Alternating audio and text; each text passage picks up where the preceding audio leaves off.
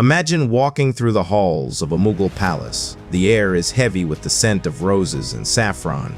Courtiers whisper secrets behind jewel-encrusted screens, while poets recite verses to emperors who sit on thrones of gold.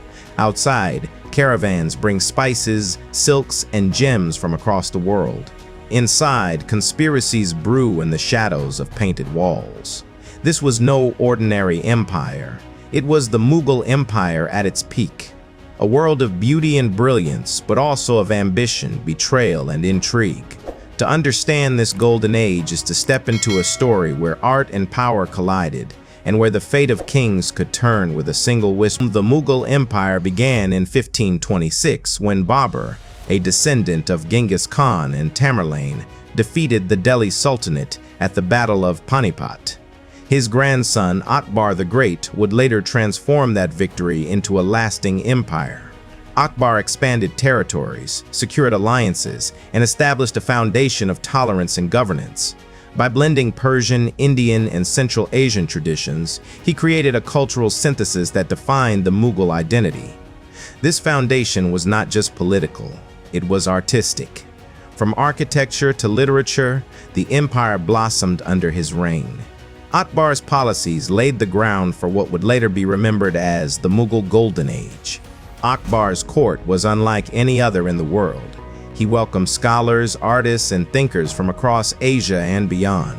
Hindus, Muslims, Christians, and even Jesuit priests debated in his halls. He encouraged art that merged Indian and Persian styles, giving rise to Mughal miniatures, detailed paintings filled with life and color. His architecture, too, left a legacy, with Fatehpur Sikri standing as a monument to his vision. Akbar believed empire was not just ruled by the sword, but shaped by culture. By blending traditions, he fostered loyalty and stability. His reign marked the beginning of an empire not just powerful, but dazzling. Few women in history commanded as much authority as Nur Jahan. Intelligent, politically astute, and fiercely ambitious, she became Jahangir's closest advisor. Coins were minted in her name. She issued royal orders and controlled courtly appointments. Merchants and nobles sought her favor as much as the emperors. She was also a patron of art and architecture, leaving behind gardens and monuments that bear her mark. But her power earned her enemies. Many whispered of conspiracies, fearing her influence. The Mughal palace, filled with jewels and poetry, also thrived on gossip and rivalry. In Nur Jahan, we see how behind the beauty of empire lay battles for power, fought not with swords, but with cunning and charm. Akbar built the foundation, and Jahangir painted the empire in color. Shah Jahan carved it in marble. His reign is remembered for architectural wonders, most famously the Taj Mahal. Built in memory of his beloved wife Mumtaz Mahal, the Taj became a symbol of eternal love and Mughal artistry at its finest. Shah Jahan also commissioned the Red Fort and Jama Masjid in Delhi, leaving a skyline that still defines India today. Under him, the empire reached unmatched splendor. The Mughals sat at the heart of global trade. From their ports flowed pepper, cardamom, cloves, and saffron, coveted in markets as far as London and Istanbul. Textiles, silks, muslins, and cotton made Mughal India the envy of merchants worldwide. Caravans carried riches across Central Asia, while ships connected the empire to Arabia and beyond. The wealth from this trade fueled the empire's artistic projects, from painted manuscripts to grand palaces. But it also attracted the attention of Europeans. The Portuguese, Dutch, and British arrived, eager for a share in the spice and textile trade. The Mughal Golden Age was not just about beauty.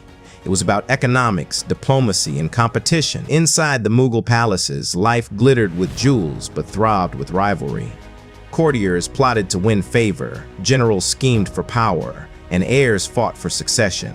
Shah Jahan's later years saw one of the bloodiest palace intrigues in history. His sons, Dara Shikoh, Aurangzeb, and others, turned against one another in a ruthless war of succession. Dara, the scholarly and tolerant heir, was defeated by Aurangzeb, who seized the throne. Shah Jahan himself was imprisoned by his own son, gazing at the Taj Mahal from his cell until his death. The empire that had reached such heights of art and culture was now being shaped by betrayal. The Mughal court was as much a theater of ambition as it was of beauty. Aurangzeb ruled with iron determination, expanding the empire to its largest territorial extent. But his reign also marked the end of the Mughal Golden Age. Unlike his predecessors, he was less tolerant, enforcing stricter Islamic policies. While he commissioned mosques and forts, his austerity stifled the flowering of art and culture that had defined earlier reigns. Trade continued, armies marched, and the empire looked strong from the outside. But cracks were forming within. Religious tensions grew, rebellions flared, and the empire's once vibrant spirit began to dim. Aurangzeb's rule was powerful, but it lacked the balance of art, tolerance, and intrigue that had made the Mughals legendary. Even as politics shifted, Mughal art left an indelible mark. Miniature paintings flourished, blending Persian precision with Indian vibrancy. Architecture, from domes to gardens, reflected a vision of paradise on earth. Literature thrived in Persian, Hindi, and Urdu, giving voice to poets like Mir Taqi. Music, too, evolved, with the Mughal courts fostering traditions that would influence Indian classical music for centuries. Art was not just decoration. It was a language of power, spirituality, and identity. While kings fought and intrigues played out, artists and poets built a legacy that outlived them all. The true golden age of the Mughals may be found not in their battles, but in their brushstrokes and verses. The Mughal golden age was dazzling, but it was never simple.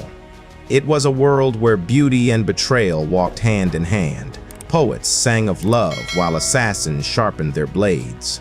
Palaces rose in marble while prisons filled with dethroned emperors. The wealth of trade brought both prosperity and foreign envy. And behind every ruler stood rivals, lovers, and spies. To romanticize this age is to see only half the truth.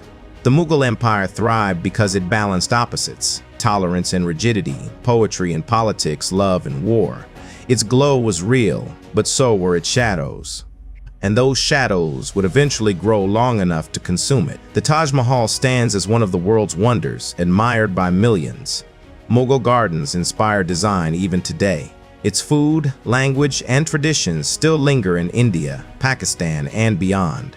The empire's spice trade laid the foundation for global connections and global conflicts, and its stories of palace intrigue continue to fascinate, reminding us that empires are made not just of power, but of people.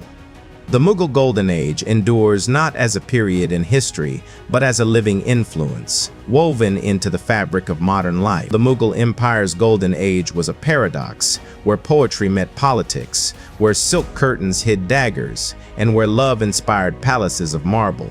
It dazzled the world, yet it also warned of ambition's dangers. Empires rise and fall, but beauty lasts. The Mughals left behind more than monuments. They left behind a vision of what happens when art, trade, and power collide. Today, their legacy whispers from paintings, perfumes, and domes that still kiss the sky. And in that whisper, the golden age of the Mughals still lives.